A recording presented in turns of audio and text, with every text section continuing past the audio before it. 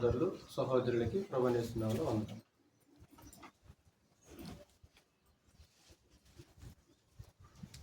మహాదేవుడు పరలోకపు తండ్రి మనల్ని బ్రతికించి మరొకసారి ఆయన సముఖంలో చేరి ఆరాధించే విశేషమైన సమయాన్ని మనకు అనుగ్రహించాడు.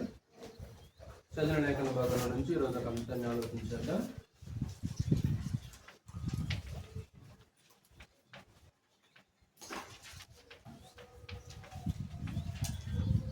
ఆత్మను ఆరపకుడు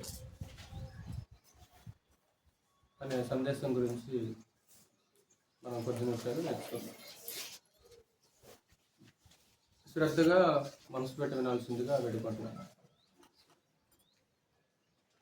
ఆత్మను ఆర్పకుడి. దీపం వెలుగుతుంటుంది, ఆర్పు లేకుంటే ఆర్పమాకు అని అంట. బల్బు వెలుగుతుంటుంది, కరెంటు ఎందుకు వేస్ట్, ఆ బల్బుని ఆర్పు లేకుంటే కొద్దిసేపు ఆర్పకాకు అని అంట. అంటే వెలుగుతున్న వాటిని మండుచున్న వాటిని ఆర్పమంటాం. కానీ గ్రంథం ఏం చెప్పిందంటే ఆత్మను ఆర్పకుడి అన్నాడు. ఆత్మను ఆర్పకుడి. ఏదైతే వెలుగుతుంటుందో,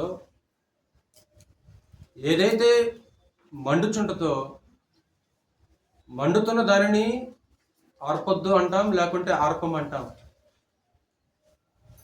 వెలుగుతున్న వాటిని ఆర్పొద్దు లేదా ఆర్పమని మాట్లాడుతుంటాం. ఇక్కడ లేఖనం ఏమని సెలవిచ్చిందంటే, సహోదరులారా, నీలో ఉన్న ఆత్మని ఆర్పకుడి. ఒకసారి చదవమాట. తెస్సలోనికీయులకు రాసిన మొదటి పత్రిక 5వ అధ్యాయంలో ఆ లేఖనం మనకి కనిపిస్తుంది. 5వ అధ్యాయము 19వ వచనం. ఆత్మను ఆర్పకుడి అంటే అర్థం ఏంటి? ఇంతకీ ఏ ఆత్మ? ఈ ఆత్మ ఏ ఆత్మ చెప్పాలి. ఆత్మని ఆర్పకుడి అంటే ఏ ఆత్మని ఆర్పొద్దు అంటున్నాడు? ఏ ఆత్మని ఆర్పొద్దు అంటున్నాడు? పరిశుద్ధాత్మని. నీలో ఉన్న పరిశుద్ధాత్మని ఆర్పకు. పరిశుద్ధాత్మని ఎట్ట ఆర్పుతాం? నీలో ఉన్న పరిశుద్ధాత్మని ఆర్పకు. వెలుగుతున్న వాటిని ఆర్పమంటాము, మండుచున్న వాటిని ఆర్పమంటాము. అలాగే ఇక్కడ లేఖనం ఏమని సెలవిస్తుందంటే, స్త్రీలారా, నీలో ఉన్న పరిశుద్ధాత్మని ఆర్పొద్దు. పరిశుద్ధాత్మని ఎలా ఆర్పుతారు?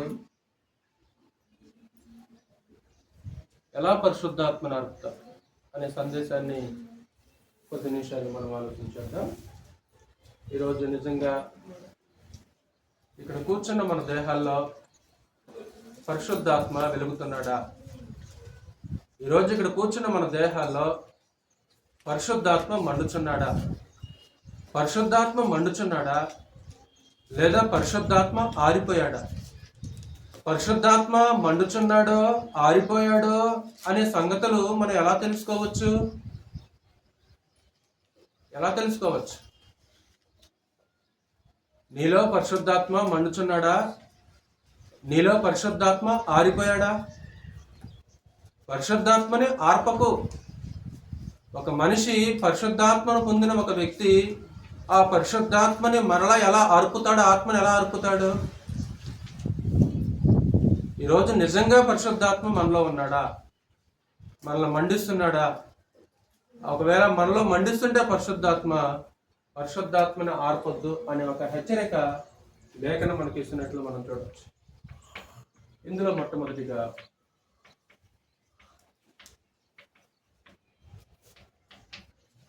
పరిశుద్ధాత్మను గురించిన వాగ్దానము పొందుకున్నారు. క్రీస్తు యేసు ఈ భూలోకానికి రాకముందే, ఆయన రక్తమాంసాల్లో పాలుబాడు కాకముందే, ఆయన నరరూపిగా దాల్చకముందే పరమదేవుడు పరిశుద్ధాత్మను గురించి వాగ్దానం చేశాడు. పరిశుద్ధాత్మను గురించి వాగ్దానం చేసి, ఇదిగో నేను పరిశుద్ధాత్మను పంపుతాను, పరిశుద్ధాత్మని ఇదిగో మీ మీద కుమ్మరిస్తానని దేవుడు ప్రభు దేహం దాల్చకముందే వాగ్దానం చేసినట్లు మనం చూడవచ్చు. యెషయా గ్రంథం 44వ అధ్యాయము 3వ వచనం. యెషయా గ్రంథము 44వ అధ్యాయము 3వ వచనం. నేను దప్పిగలవాని మీద నీళ్లను, ఎండిన భూమి మీద ప్రవాహ జలములను కుమ్మరించెదను. నీ సంతతి మీద నా ఆత్మను కుమ్మరించెదను. చాలు. నేను దప్పిగలవాని మీద నీళ్లను, ఎండిన భూమి మీద ప్రవాహ జలములను నేను కుమ్మరించెదను. ఇది దప్పికంటే దేహంలో ఉండే నాలుక యొక్క నీటి దప్పిక కాదు. ఇది ఎండిన భూమి మీద నీళ్లను కుమ్మరించడం అంటే అక్షార్థంగా ఎండిపోయిన భూమి మీద ఒక బిందె నీళ్లను లేకుంటే ఆకాశం నుంచి వర్షాలను కురిపించడం కాదు. దానికి అర్థం చెప్పాడు కిందగా, నీ సంతతి మీద నా ఆత్మను కుమ్మరించదను. అంటే భవిష్యత్తు మాట్లాడుతున్నాడు దేవుడు. నేను భవిష్యత్తులో ఏం చేస్తానంటే పరిశుద్ధాత్మను కుమ్మరిస్తాను. దీని గురించి యేసుక్రీస్తు వారు మాట్లాడాడు. సేమ్ ఇలానే యోహాను సువార్త 7వ అధ్యాయం. యోహాను సువార్త 7వ అధ్యాయము 37 నుంచి 39 వచనాలు చదువు. యోహాను సువార్త 7వ అధ్యాయము 37 నుంచి 39 వచనాలు.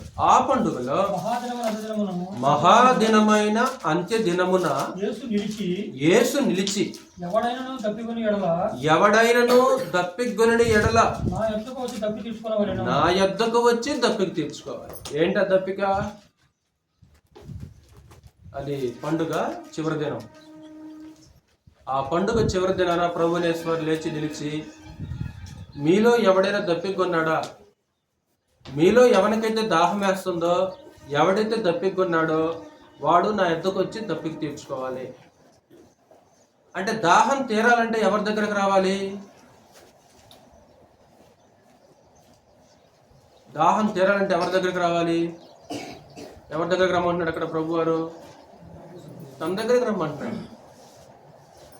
అంటే ప్రభు దగ్గరకు వచ్చేస్తే ప్రభు అన్న ఒక చెమ్ము నీళ్ళు ఇచ్చేస్తాడా? దాహం తీరుస్తాడా? ఇది దేహానికి వేసిన దాహం కాదు. ఇది ఈ దాహము ఏ దాహం అంటే సహవాస దాహం.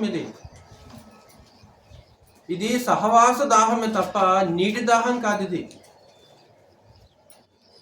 ఇది సహవాస దాహమే కానీ నీటి దాహము కాదు.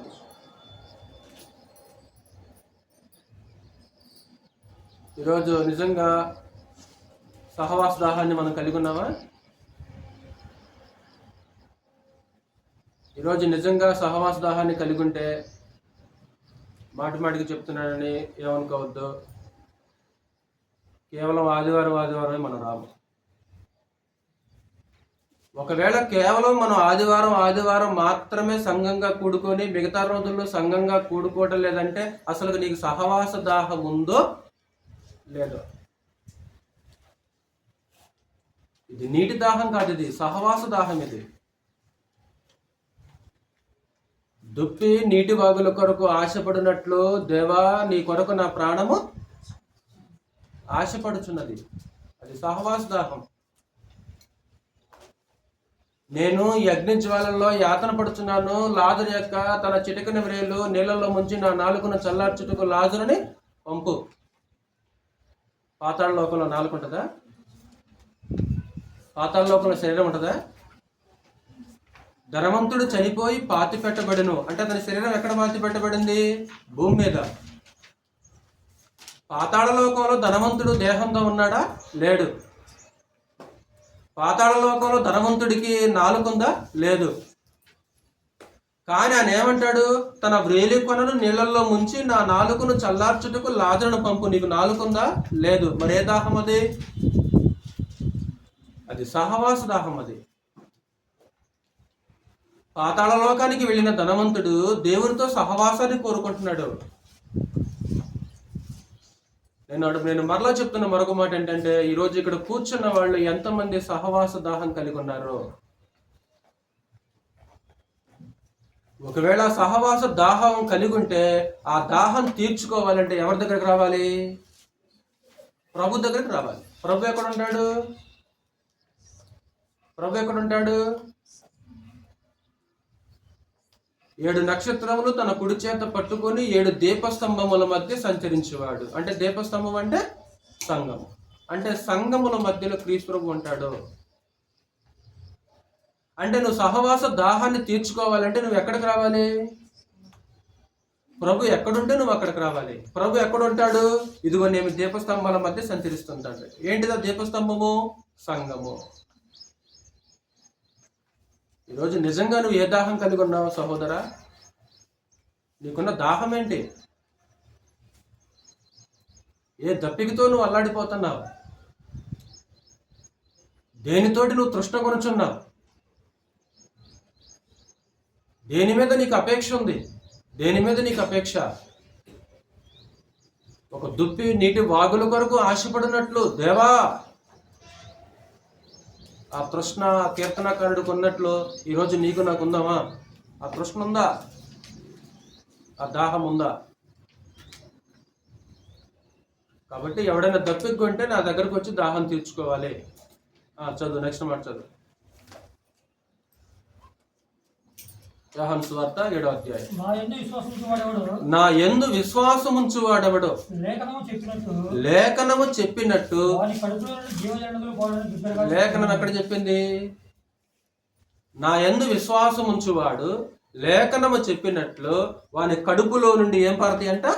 జీవ జల నదులు పారుతాయి. లేఖనం ఎక్కడ చెప్పిందంటే ఇందా మనం చదివాం కదా, యెషయా గ్రంథం 44వ అధ్యాయం 3వ వచనం. ఏమన్నాడు అక్కడ? ఎండిన భూమి మీద ప్రవాహ జలములను, నీ సంతతి మీద నా ఆత్మను కుమ్మరించింది. ఇప్పుడు నెక్స్ట్ మాట చదువు. ఏంటి ఆ జీవజల నదులు? చదువు. అదిగో జీవజల నదులు అంటే అర్థం చెప్తున్నాడు. తర్వాత తన యందు విశ్వాసం ఉంచువారు పొందబో ఆత్మను గురించి ఆయన ఈ మాట చెప్పారు. జీవజల నదులు అంటే అక్షరార్థమైన నీళ్లు కదా. నీళ్లు ఎవరైతే ప్రభువుని యేసునందు ఎవరైతే విశ్వాసం ఉంచుతారో వారు పొందబోయే ఆత్మల గురించి ప్రభువునేశ్వరు మాట్లాడుతున్నారు. అంటే పరిశుద్ధాత్మని పొందుతారు అనే సంగతి ఆ వాగ్దానం. ప్రభు కూడా పరలోకానికి వెళ్ళిపోతూ ఒక మాట అన్నాడు. మీకు గుర్తుందా? మనందరికి తెలిసిన ఒక వాక్యం అపోస్తులతో మాట్లాడుతూ, నేను తండ్రిని వేడుకుంటాను, మీ యొద్ద ఎల్లప్పుడూ ఉండటానికి వేరొక ఆదరణకర్తను మీ యొద్దకు ఆయన పంపుతాడు. ఆయన మీతో ఉంటాడు, ఆయన మీలో ఉంటాడు, ఆయన మీతో నడుస్తాడు అని మాట్లాడుతుంటాడు. అంటే పరిశుద్ధాత్మను గురించి మన వాగ్దానాన్ని పొందుకుందాం. ఇంతకీ మన విషయంలో ఈ వాగ్దానం నెరవేరిందా? ప్రశ్న. మన విషయంలో ఈ వాగ్దానం నెరవేరిందా? అర్థం కలదా? మన విషయంలో ఈ వాగ్దానం నెరవేరిందంటే నెరవేరింది. ఇప్పుడు ఎవరైతే పొందుకోలేదో వాళ్ళకది. ఇప్పుడు మనం బాప్తిసం పొందినప్పుడు పరిశుద్ధాత్మని పొందుకున్నాం. ఇప్పుడు మనం ఈ వాగ్దానం కోసం ఎదురు చూడాల్సిన అవసరం లేదు. వాగ్దానం నెరవేరింది. ఇప్పుడు వాగ్దానం నెరవేరిన తర్వాత మరలా వాగ్దానం కోసం ఎందుకు ఎదురు చూస్తాం? మనం నెరవేరకపోతే ఎదురు చూస్తుంటాం మనం. ఇది మన విషయంలో నెరవేరిందంటే నెరవేరింది. ముందు వాగ్దానం చేశాడు ప్రభు వారు, అది నెరవేరుతుంది. రెండోది, ఆత్మ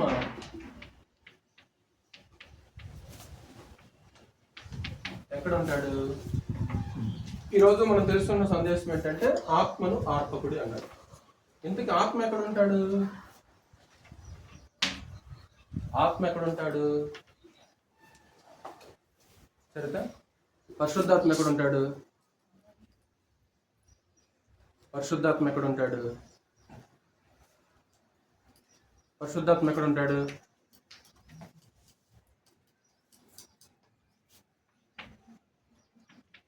నెంబర్ 1, దేవుని ప్రతినిధిగా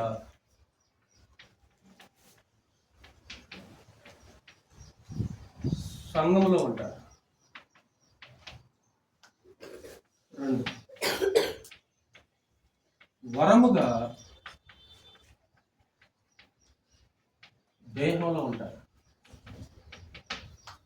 అవునా? ఒకటి, పరిశుద్ధాత్మ ఎక్కడ ఉంటాడు? సంఘంలో ఉంటాడు. దేవుని ఆత్మ మీలో నివసించడం మీరు ఎరుగురు అంటాడు. చదువు అన్నమాట. కొరింథీయులకు రాసిన మొదటి పత్రిక 3వ అధ్యాయం 16వ వచనం. కొరింథీయులకు రాసిన మొదటి పత్రిక 3వ అధ్యాయం 16వ వచనం.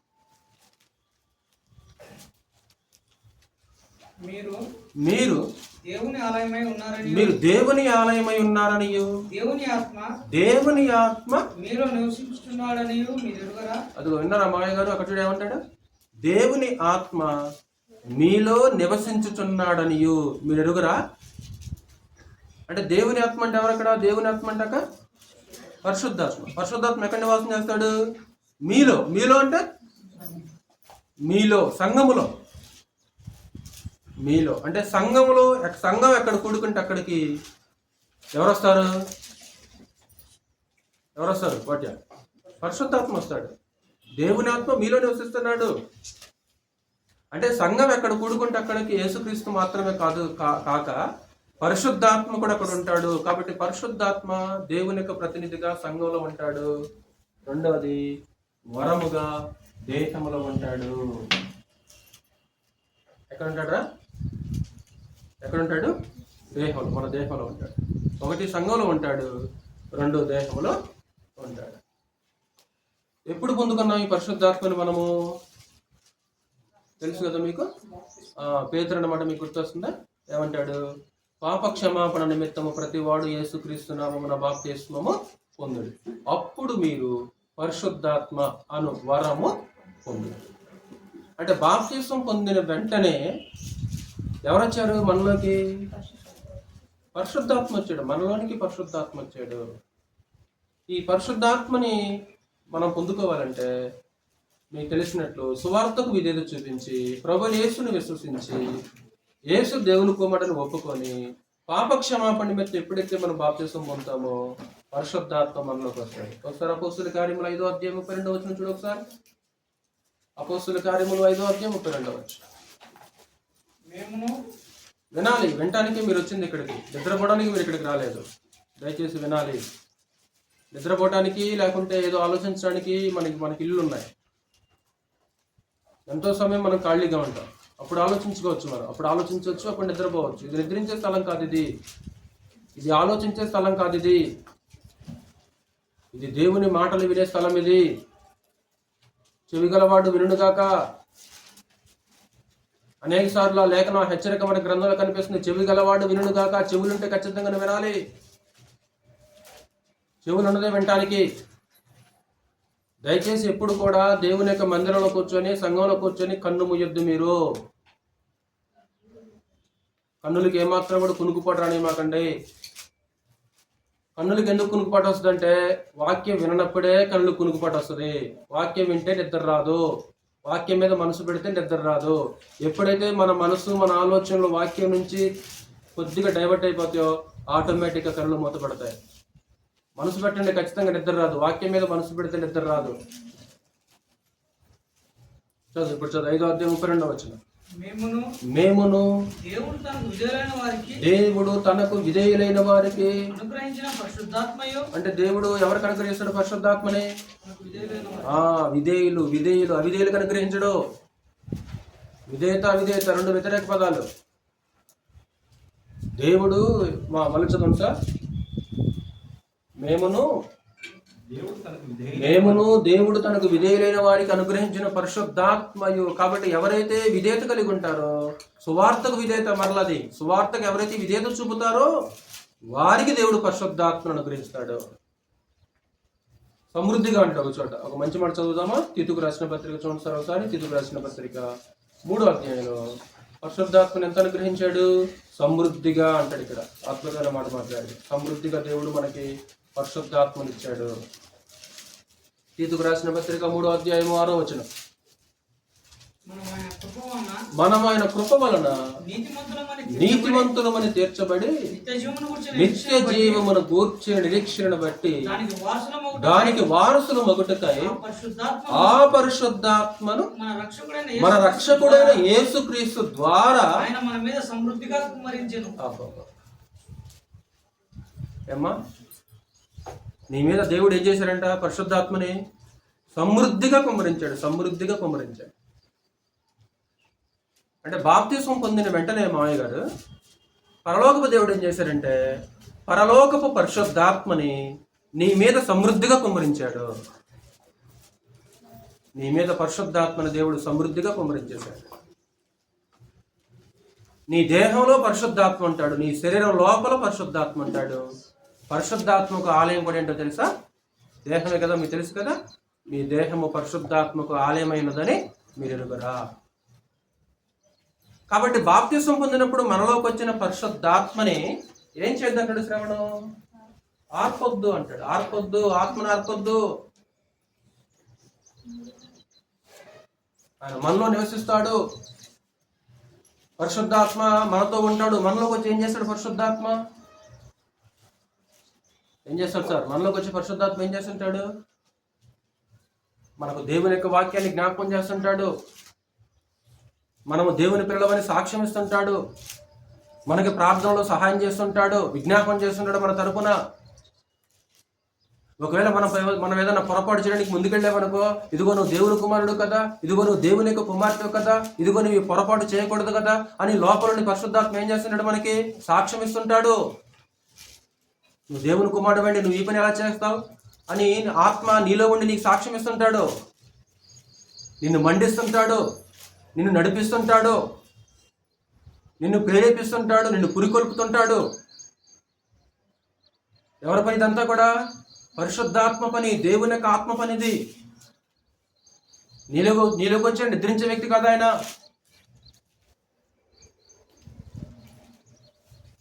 కాబట్టి ఆత్మను మనం ఏం చేయకూడదంటే ఆర్పకూడదు.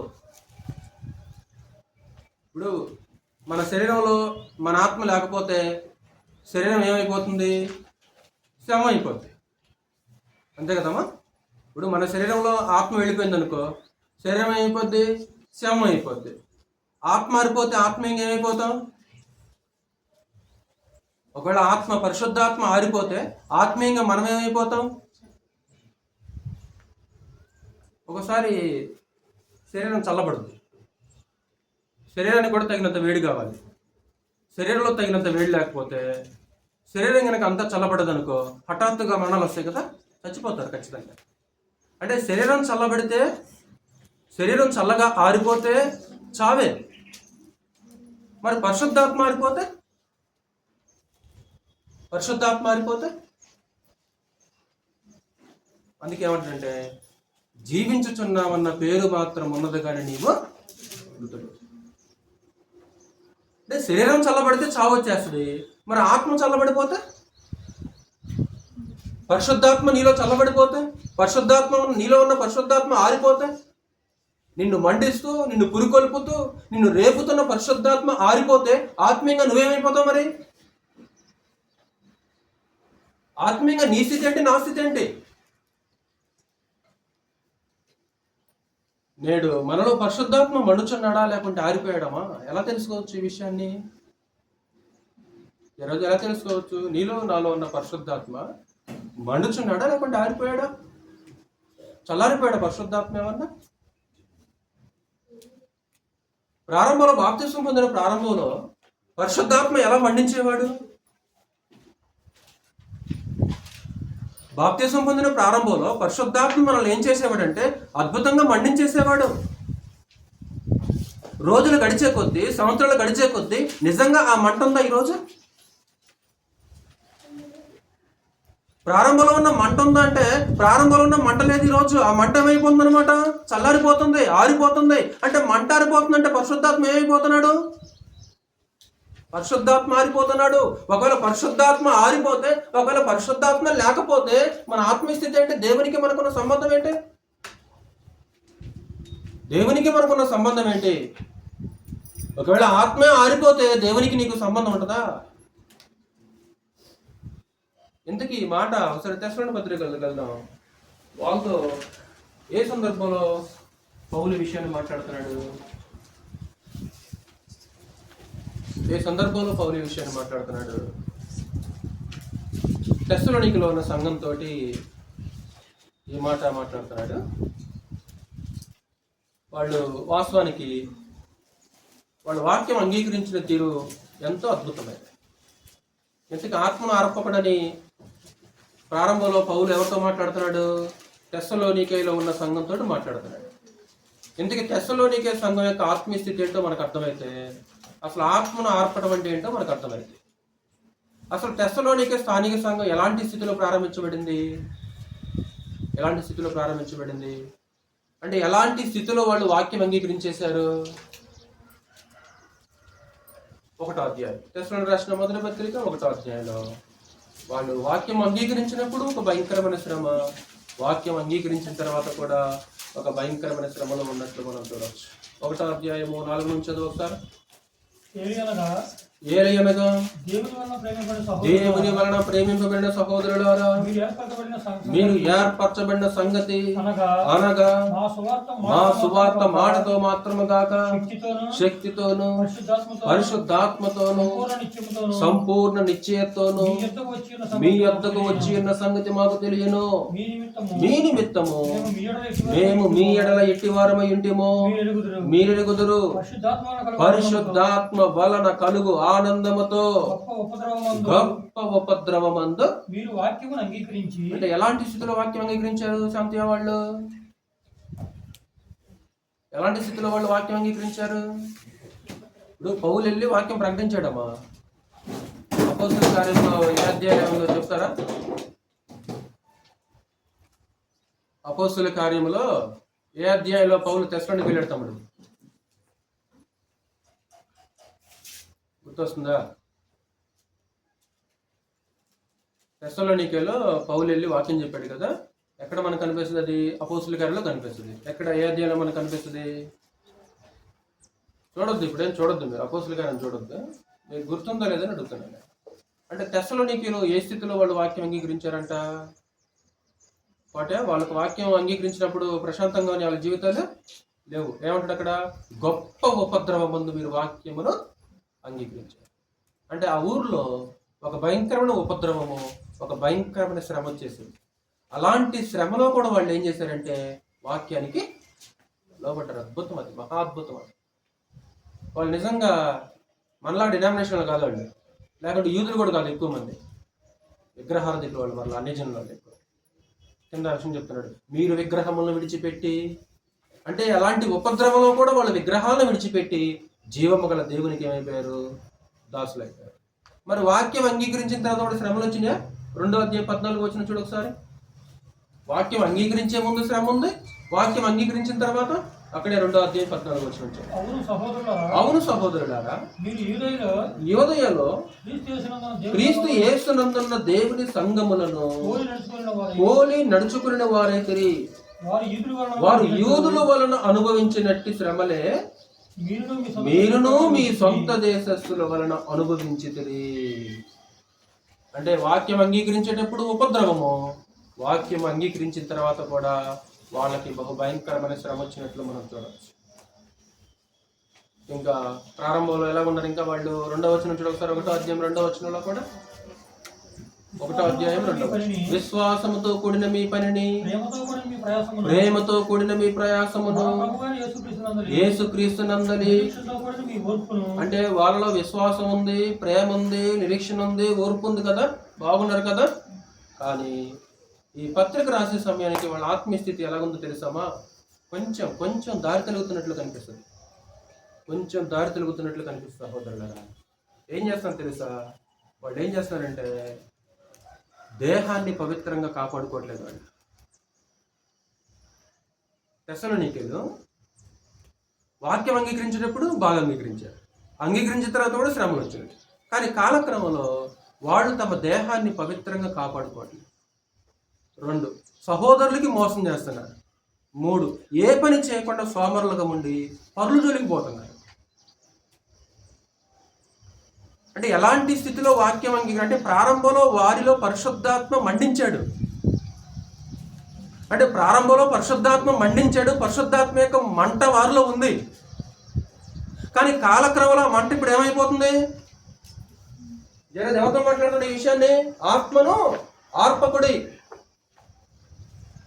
కాబట్టి తెస్సలోనికీయులు పరిశుద్ధాత్మ ప్రారంభంలో ఏం చేశాడంటే మండించాడు, అద్భుతంగా మండించేశాడు. ఉపద్రవం వచ్చినా శ్రమ వచ్చినా సరే ఆగల వాళ్ళు వాక్యానికి లోబడ్డారు, వాక్యాన్ని అంగీకరించారు, విధేయత కలిగి జీవించారు కొంతకాలము. కానీ కాలక్రమం ఏం చేస్తాడంటే ఏ పని చేయకుండా సోమరులుగా ఉంటూ పరులు జోలికి పోతూ అక్రమంగా నడుచుకుంటారు. అంత మాత్రమే కాకుండా ఈ దేహాన్ని పరిశుద్ధంగా కాపాడుకోవట్లేదు వాళ్ళు. నిర్లక్ష్యం వారిలో కనిపిస్తుంది, నిర్లక్ష్యం కనిపిస్తుంది, అలక్ష్యం చేస్తున్నారు. అప్పుడు ఒక హెచ్చరిక మాట ఏంటంటే ఆత్మని ఆర్పొద్దు. మీరు వాక్యానికి విధేయత చూపించినప్పుడు మీరు పరిశుద్ధాత్మను పొందారు. ఆ పొందిన పరిశుద్ధాత్మను మీరు ఏం చేయకూడదంటే ఆర్పొద్దు. అంటే పరిశుద్ధాత్మ ఆరిపోతాడా? పరిశుద్ధాత్మ ఆరిపోతాడా? ఇప్పుడు మంట మండుతుండదు. మంట మండుతున్నప్పుడు నీళ్ళు చల్లామనుకో మంట ఏమైపోద్ది? ఆరిపోద్ది. అంటే మండుతున్న మంటను ఏం చేయొచ్చు? ఆర్పొచ్చు.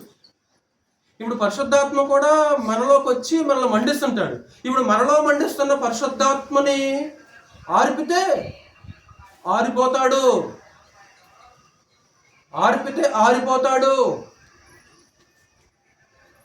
నిన్ను మండిస్తాడు, నిన్ను పురికొల్పుతాడు, నిన్ను రేపుతుంటాడు, నీకు జ్ఞాపకం చేస్తుంటాడు.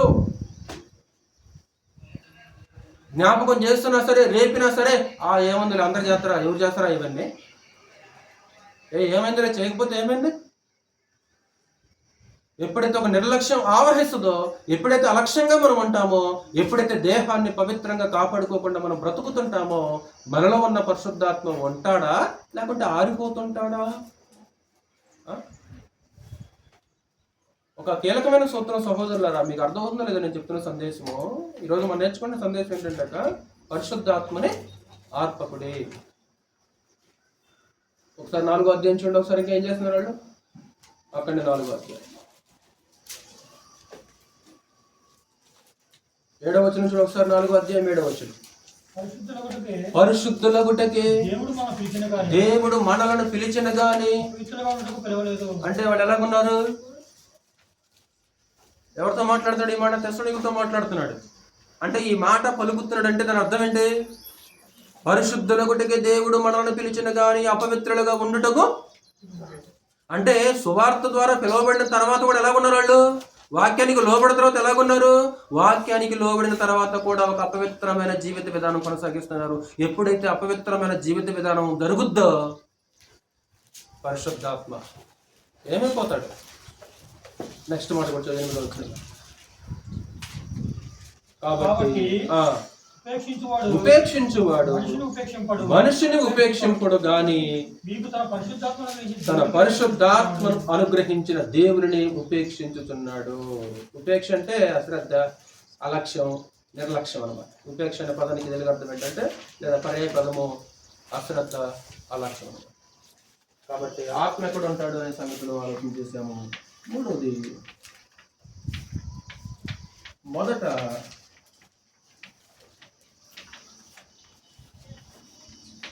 పరిశుద్ధాత్మని దుఃఖపరచుకోడు.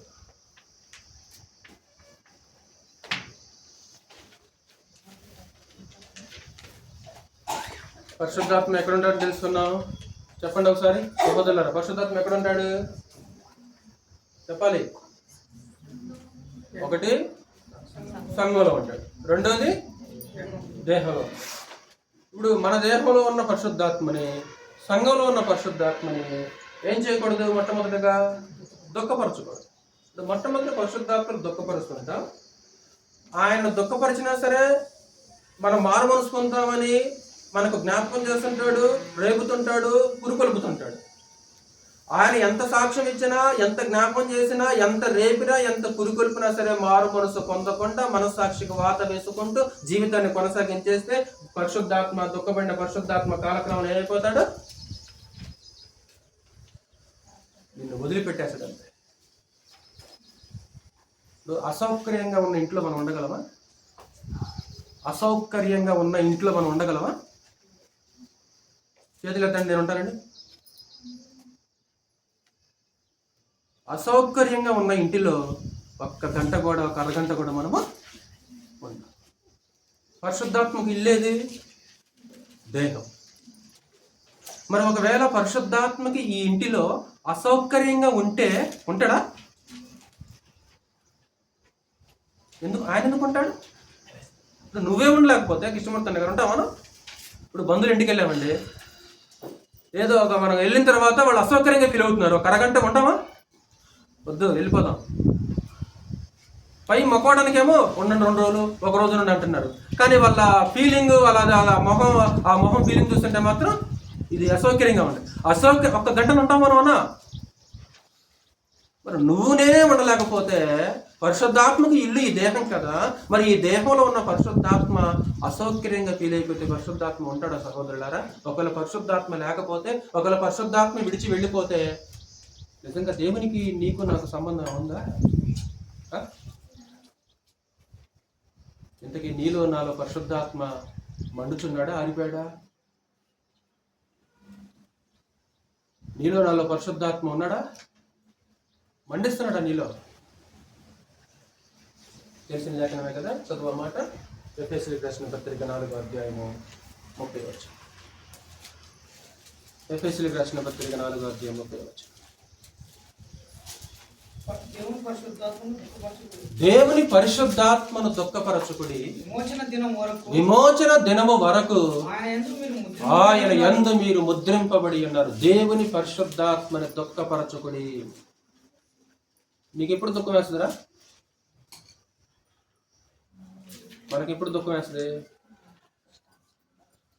మన ఇంట్లో మనల్ని దుఃఖపరిచే వాళ్ళు ఉన్నారు ఎవరన్నా? ఉంటారు. భార్యో, భర్తో, పిల్లల్లో, తల్లిదండ్రుల్లో, లేకుంటే సహోదరులు, సహోదరిలో. మరి పరిశుద్ధాత్మకి ఎప్పుడు దుఃఖం వేస్తుంది?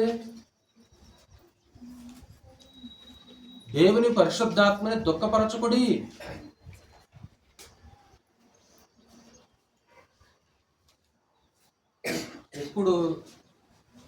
ఎప్పుడు మన మధ్య ఐక్యత లోపిస్తుందో, ఐక్యత లోపించినప్పుడు పరిశుద్ధాత్మ దుఃఖపడతాడు లక్ష్మణ్ గారు. ఎందుకంటే ఐక్యతని కలగజేసేది ఎవరు? 4:1 మీకు తెలుసు కదా. కాబట్టి సమాధానమును బంధము చేత ఆత్మ కలిగించు ఐక్యమును కాపాడుకున్నటి యందు శ్రద్ధ కలిగిన వారే. అంటే మన మధ్య ఐక్యతని కలగజేసేది ఎవరమ్మా? పరిశుద్ధాత్మ. మనం కలగజేసుకుంటే రాదది. చేతులు కలుపు అంట. ఇద్దరు స్నేహితులు గొడవ పడ్డారు అనుకో, చేతులు కలుపుకోండి, రాదు. అలా చేతులు కలిపినంత మాత్రం రాదు. ఆ ఐక్యత, మనుషుల మధ్య ఐక్యతని కలగజేసేది, పెంపొందించేది ఎవరంటే పరిశుద్ధాత్మ. ఆ పరిశుద్ధాత్మ కలగజేసినది మన మధ్యలో లేకపోతే పరిశుద్ధాత్మ దుఃఖపడతాడు. అక్కడే మీకు తెలిసిన మాటలు అవన్నీ కూడా ఎప్పుడు మనం అబద్ధం ఆడితే బుద్ధిపూర్వకంగా, అప్పుడు పరిశుద్ధాత్మ దుఃఖపడతాడు. ఎప్పుడైతే కావాలని అబద్ధం ఆడతామో, అయితే ఈసారి ఇప్పుడు ఎన్నిసార్లు అబద్ధం ఆడామో అన్నిసార్లు మనం ఏం చేసాం తమ్ముడు? ఎప్పుడు నీ నోట్ల నుంచి దుర్భాష వచ్చేసిందో, దుర్భాష వచ్చిన ప్రతిసారి నువ్వేం చేస్తున్నావు? పరిశుద్ధాత్మని నోరు అదుపులో లేదు, మాటలు అదుపులో లేవు. నోటికొచ్చిందల్లా వాగుతుంటాడు. నోటికొచ్చిందల్లా వాగుతున్నప్పుడు ఆ మాట్లాడే ప్రతి మాట కూడా పరిశుద్ధాత్మ ఏం చేస్తున్నాడంటే దుఃఖపడిపోతుంటాడు. ద్వేషము, అసూయ, క్రోధము, అల్లరి, దూషణ, ఇవన్నీ ఎప్పుడైతే మనలో నిండి ఉంటాయో పరిశుద్ధాత్మ అసౌకర్యంగా ఉంటాడు. ఆయన మనలో. ఇశ్రాయేలు ప్రజలు కూడా పరిశుద్ధాత్మను దుఃఖపరిచినట్లు మనం చూడవచ్చు. ఒకసారి యెషయా గ్రంథము 63వ అధ్యాయము 10వ వచనం. యెషయా గ్రంథము 63వ అధ్యాయము 10వ వచనం. అయినను వారు తిరుగుబాటు చేసి, వారు అంటే ఇశ్రాయేలీయులు, వారు తిరుగుబాటు చేసి ఆయన పరిశుద్ధాత్మను దుఃఖింపజేయగా ఆయన పరిశుద్ధాత్మని దుఃఖింపచేయగా. అంటే ఇశ్రాయేలు ప్రజలు కూడా పరిశుద్ధాత్మను ఏం చేశారంట? ఏం చేసి దుఃఖపరిచారు చెప్పండి ఒకసారి సహోదరులారా. ఇశ్రాయేలు ప్రజలు ఏం చేసి దుఃఖపరిచారు అంటే, ఇశ్రాయేలు ప్రజల మధ్యలో కూడా ఎవరున్నారు? పరిశుద్ధాత్మ ఉన్నాడు. ఆ ఇశ్రాయేలు ప్రజలు ఏం చేశారంటే పరిశుద్ధాత్మని దుఃఖపరిచారు. ఏం చేసి? 1 కొరింథీ 10లో జ్ఞాపకం చేస్తాడు కదా. 1 కొరింథీ 10వ అధ్యాయంలో జ్ఞాపకం చేస్తాడు. గుర్తున్న ఆ మాటలు? వారి వలె సనగకుడి, వారి వలె శోధించకుడి, వారి వలె ఆశించకుడి. అంటే ఇవన్నీ చేసి వాళ్ళు పరిశుద్ధాత్మను ఏం చేశారు అంటే, ఆశించినప్పుడు, సనిగినప్పుడు, శోధించినప్పుడు.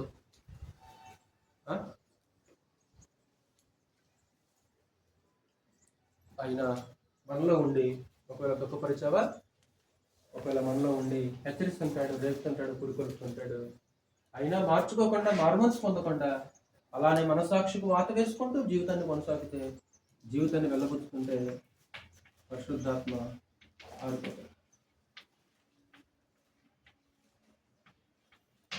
ఒకసారి 5వ అధ్యాయము చదువు, మళ్ళీ 19వ వచనం చదువు సార్. తెస్సలోనికీయులకు రాసిన మొదటి పత్రిక 5వ అధ్యాయము 19వ వచనం. ఆత్మను ఆర్పకుడి, ప్రవచించుటను నిర్లక్ష్యం చేయకుడి. చాలు. అది కనెక్షన్ ఆ రెండు మాటలకి సహోదరులారా. లక్ష్మణ్ గారు ఆ రెండు మాటల కనెక్షన్ ఏమన్నాడు? ఫస్ట్ ఆత్మను ఆర్పకుడు అన్నాడు. వెంటనే ఉపయోగించిన పదం ఏంటి? ప్రవచించుట నిర్లక్ష్యము చేయాలి. ప్రవచన వరం, ప్రవచన వరం అంటే వరము పరిశుద్ధాత్మ ఎలా అరిపోతాడంటే, ఒకటి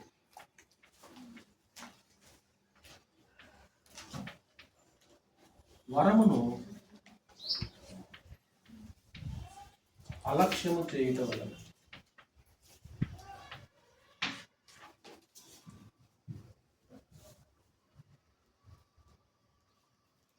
చివరి పాయింట్ ఇది, జాగ్రత్తగా మనసు పెట్టి ఉండాలి. ఏమన్నాడు వాళ్ళతో? ఆత్మను అర్పకుడు అన్నాడు. వెంటనే ఏమన్నాడు? ప్రవచించుట నిర్లక్ష్యం చేయమాకండి. నిర్లక్ష్యం చేయొద్దు. మీరు నిర్లక్ష్యం చేస్తున్నారు తెస్సలోనికీయులారా. అంటే వాళ్ళు ఎందులో నిర్లక్ష్యం చేస్తున్నారు లక్ష్మణ్ గారు? ప్రవచించే విషయంలో. అంటే ఆ సంఘానికి ఒక వరం ఉందండి. సరే, ఇన్నో రోజునే మనకైతే అక్కడ రికార్డ్ లేదు, కానీ మామూలుగా అయితే అక్కడ ఒక వరం గురించి మాట్లాడారు. ఏంటి ఆ వరము? ప్రవచన వరం. అంటే ప్రవచన వరాన్ని వాళ్ళు ఏం చేస్తున్నారు? నిర్లక్ష్యం చేస్తున్నారు. ప్రవచన వరాన్ని వారు నిర్లక్ష్యం చేస్తున్నారు. దేవుడు ఒక వరం ఆ సంఘానికి ఇచ్చాడు, కానీ ఆ వరాన్ని వాళ్ళు ఉపయోగించుకోకుండా ఆ వరాన్ని వాళ్ళు అలక్ష్యం చేస్తున్నారు. అంటే వరమును అలక్ష్యం చేయటం వలన ఆత్మను మనం ఏం చేస్తున్నాము? ఆర్పుతున్నాం. వరమును అలక్ష్యం చేయటం వలన. ఇప్పుడు అపోస్తులు బ్రతుకున్నప్పుడు వాళ్ళు హస్త నిక్షేపణ చేస్తే కొన్ని వరాలు సంఘానికి అనుగ్రహించబడేవి. ఆ వరాలను అలక్ష్యం చేస్తే ఆత్మ ఆరిపోతాడు అంటాడు. ఈరోజు అపోస్తులు సజీవంగా లేరు, కానీ మన సామర్థ్యమును బట్టి దేవుడు కృప వలన మనకు కూడా కొన్ని వరాలు ఇచ్చేసాడు. మనకు కూడా కొన్ని వరాలని ఇచ్చాడు. ఆ దేవుడు మనకి ఇచ్చిన వరాలను మనం ఏం చేయకూడదు అంటే సహోదరులారా, నిర్లక్ష్యం చేయకూడదు. ప్రతి మనిషికి దేవుడు సామర్థ్యాన్ని బట్టి కృప చేత వరాలు ఇస్తుంటాడు. దేవుడిచ్చిన కృపావరాలు అన్నాడు అక్కడ. కృపావరాలు 2 రకాలు. కృపావరాలు 2 రకాలు అంటాయి. ఒకటి పరిశుద్ధాత్మ ఇచ్చేవి, 2 సామర్థ్యం చొప్పున అనుగ్రహింపబడేవి. దేవుడు కృప చొప్పున నీకు సామర్థ్యం చొప్పున నీకు ఇచ్చిన వరాన్ని నువ్వేం చేయకూడదంటే నిర్లక్ష్యం చేయకూడదు, అలక్ష్యము చేయకూడదు. ఎఫెసీయులకు రాసిన పత్రిక 4వ అధ్యాయం చూడండి ఒకసారి. ఎఫెసీయులకు రాసిన పత్రిక 4వ అధ్యాయము 7వ వచనం. అయితే మనలో ప్రతి వానికిని క్రీస్తు అనుగ్రహించు వరము యొక్క పరిమాణము చొప్పున క్రీస్తు అనుగ్రహించు వరము, క్రీస్తు అనుగ్రహించు వరము. మనమందరము వేరువేరు కృపావరములు కలిగిన వారమై ఉన్నామంటాడు పౌలు రోమపత్రికలో మాట్లాడుతూ. మనమందరము వేరువేరు కృపావరములు కలిగిన వారమై ఉన్నాం. ఈరోజు నీకున్న వరం ఏంటి? నీకున్న వరం ఏంటి? దేవుడు నీకు ఏ వరం ఇచ్చాడు? సామర్థ్యం చొప్పున దేవుడు నీకు ఏ వరం ఇచ్చాడో ఆ వరాన్ని నువ్వేం చేయాలంటే ఉపయోగించాలి. ఎప్పుడైతే ఆ వరాన్ని మనం అలక్ష్యం చేస్తుంటామో ఆత్మని ఆర్పే అవకాశం ఉంటుంది. దేవుడిచ్చిన కృపావరాలను మనం ఏం చేయాలంటే ఆ జ్వాలను పోగొట్టుకోకుండా ఆ జ్వాల ఎప్పుడు కూడా రగులుతూ ఉండాలి, ప్రకాశిస్తూ ఉండాలి సంవత్సరంగా. తిమోతికి రాసిన 2వ పత్రిక 1వ అధ్యాయం చూడు. పౌలు తిమోతితో మాట్లాడుతూ ఆ విషయాన్ని జ్ఞాపకం చేస్తున్నాడు. తిమోతికి రాసిన 2వ పత్రిక 1వ అధ్యాయము 6వ వచనం. ఆ హేతువు చేత నా హస్త నిక్షేపణము వలన నీకు కలిగిన దేవుని కృపావరము ప్రజ్వలింప చేయవలనని అంటే ప్రజ్వలింప చేయడం అంటే శ్రవణం. తిమోతి నీకు వరం ఉంది కదా, ఎలా కలిగి వచ్చింది నీకు వరము? నా హస్త నిక్షేపణ వలన. అంటే నా హస్త నిక్షేపణ వలన నువ్వు ఏ వరాన్ని పొందుకున్నావో ఆ వరాన్ని నువ్వేం చేయాలి? ఇప్పుడు ప్రజ్వలింప చేయాలి, మండించాలి. ఆ జ్వాలను పోగొట్టుకో మాకు. ఆ వరం ఏం చేయాలంటే ఎప్పుడు కూడా వెలుగుతూ ఉండాలి, ఎప్పుడు ప్రకాశిస్తూ ఉండాలి, ఎప్పుడు ఆ వరము మండుతూ ఉండాలి. ఆ మంట ఆరిపోకూడదు. తిమోతికి ఒక వరం ఇచ్చాడు దేవుడు. ఈ రోజు ఇక్కడ కూర్చున్న నీకు నాకు ఒక వరం ఇచ్చాడు దేవుడు. ఈ వరాన్ని నువ్వు నేను ఏం చేస్తాను? ఈ వరాలని ఆత్మను ఆర్పకుడి, ఎప్పుడు వెలుగుతూ ఉండాలి. ఆ జ్వాల వేడి అనేది చల్లారకూడదు.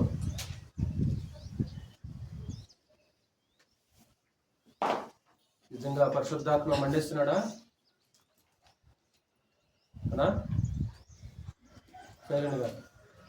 పరిశుద్ధాత్మ నీలో ఉండి మండిస్తున్నాడా మావయ్య గారు? ఆయన మండియాలి నీలో ఉండి. ఆ మంట పుట్టాలి, పట్టించాలి నీలో.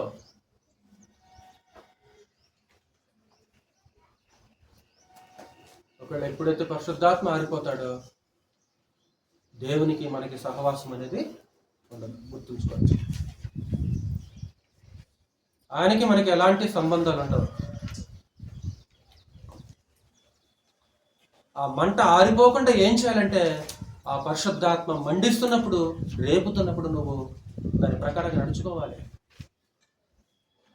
నా హస్త నిక్షేపణము వలన నీకు కలిగిన దేవుని యొక్క కృపావరమును ప్రజ్వలింపచేయి. ఎప్పుడు వెలుగుతూ ఉండాలి ఆ వరం.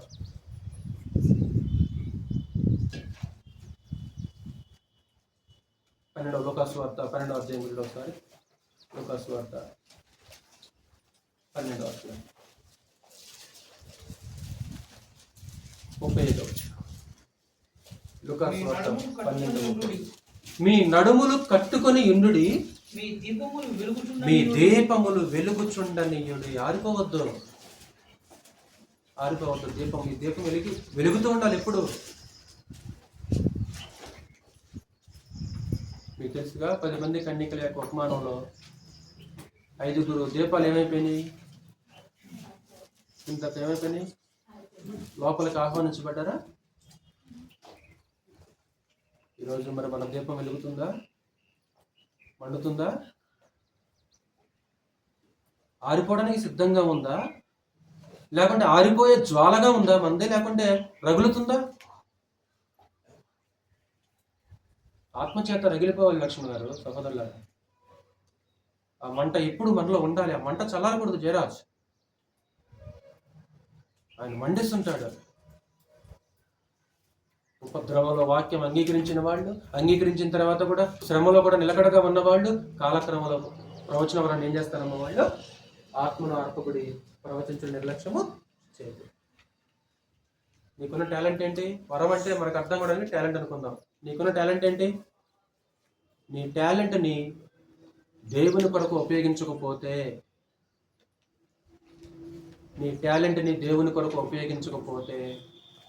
కృపతో ఇచ్చిన టాలెంట్ని ఉపయోగించకపోతే ఏం జరుగుతుందా? కిస్మత్ గారు అంటే వరము అంటే మీకు అర్థం అవుతుందో లేదో, మనకు అర్థం కావడానికి టాలెంట్. అంటే ప్రతి మనిషికి ఒక సొంత టాలెంట్ ఖచ్చితంగా ఉంటుంది. దాన్ని మన స్వార్థం కోసం కాకుండా, మన స్వప్రయోజనం, మన స్వలాభం కోసం కాకుండా సంఘము కొరకు, దేవుని కొరకు దానిని ఉపయోగించాలి. అలక్ష్యం చేయొద్దు. చివరిగా మరొక పాయింట్ ఏంటంటే,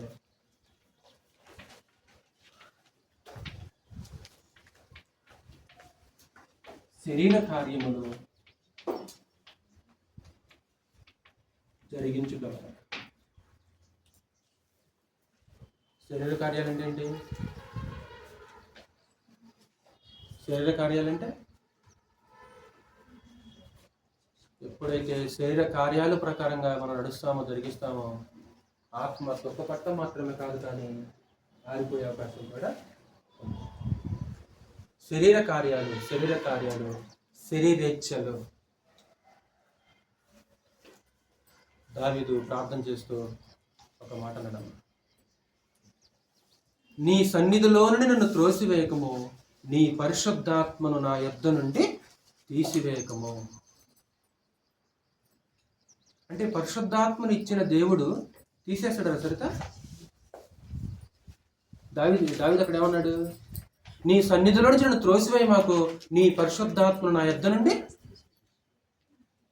ఏ సందర్భంలో మాట అన్నాడు? గుర్తొస్తుందా? ఏ సందర్భంలో అన్నాడు చెప్పాలి. నాతాను వచ్చి హెచ్చరించిన తర్వాత ఆ మాట అన్నాడు. అంటే అతను తన శరీరేచ్ఛను నెరవేర్చుకున్నాడు దావీదు కదా. ఎప్పుడైతే తన శరీరేచ్ఛను నెరవేర్చుకున్నాడో దేవుడు తనలో ఉన్న పరిశుద్ధాత్మను ఏం చేయబడనా?